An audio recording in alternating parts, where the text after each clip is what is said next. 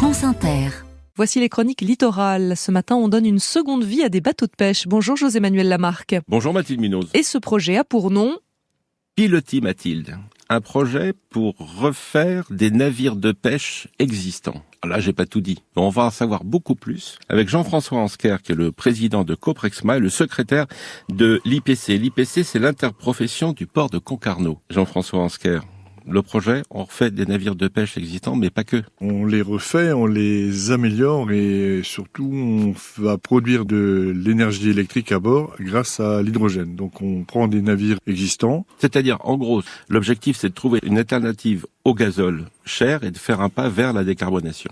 Voilà, cette décarbonation, c'est une obligation sur les voies maritimes. Il n'y a pas que les bateaux de pêche qui sont concernés. On voit bien que tout le monde est concerné aujourd'hui. Et le prix du gasoil aujourd'hui qui nous échappe. Une des raisons aussi de ce programme-là, c'est que nous sommes sur un territoire breton et le territoire breton sera sans doute demain, en tout cas c'est une volonté politique affirmée, sera un producteur d'hydrogène issu donc de nos éoliennes et hydroliennes sur notre territoire. Hydrogène vert. Hydrogène vert donc. Je pense que trouver des bateaux à refaire qui ont déjà existé, c'est peut-être pas très compliqué.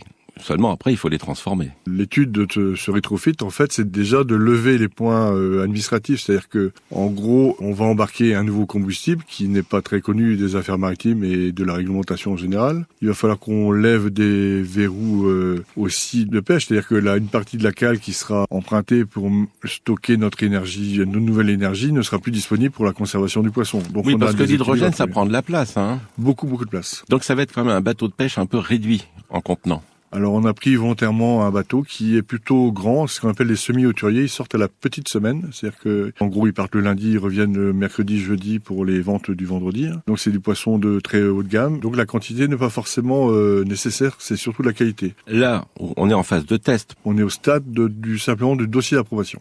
Dossier d'approbation. Mais sur le papier, tout est fait. Sur le papier, tout s'imbrique. Le bateau continue de flotter. Oui.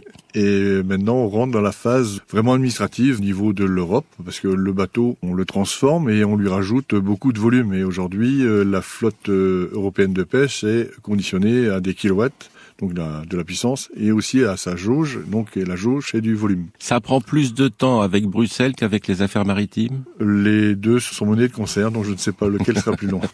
Une fois que tout est accepté par les autorités, les affaires maritimes, Bruxelles, etc., après ça va être directement entre vous et les armateurs. Oui, donc il va falloir que les armateurs s'approprient cette nouvelle énergie, et en plus il faudra qu'elle soit disponible sur nos quais. Donc on est sur une énergie qui est accessible aujourd'hui, mais pas disponible. Et aujourd'hui elle est quand même plus chère que le gasoil. Jean-François Ansker, vous récupérez des bateaux qui ne sont pas dans leur sortie de pêche, parce que la sortie de pêche, ça va à la casse. Alors comment faites-vous ? Alors on a choisi ce bateau-là parce qu'il était plutôt grand pour sa fonction, qu'on appelle un semi-hauturier. En plus, pour pas cacher le plaisir, c'est un bateau qui s'appelle Anita Conti, donc c'est une des premières femmes qui s'est intéressée au milieu. Et comment ? L'armateur actuel est un jeune marin-pêcheur qui a de la volonté et toujours de l'optimisme, donc ce qui est une bonne gageur pour la réussite du projet. La pêche française a perdu beaucoup de pêcheurs.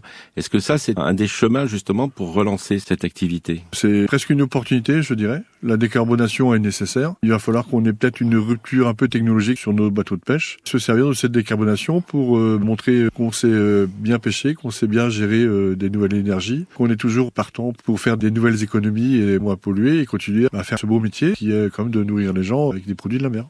Une fois que toutes les affaires seront réglées avec les affaires maritimes et Bruxelles, quand verra-t-on ce bateau ? Dans 3-5 ans. Et il faut l'hydrogène vert, à pas cher. Merci à vous Jean-François Ansker. Un site internet coprexma.fr. À demain Mathilde Munoz. Bonne journée José-Manuel Lamarque.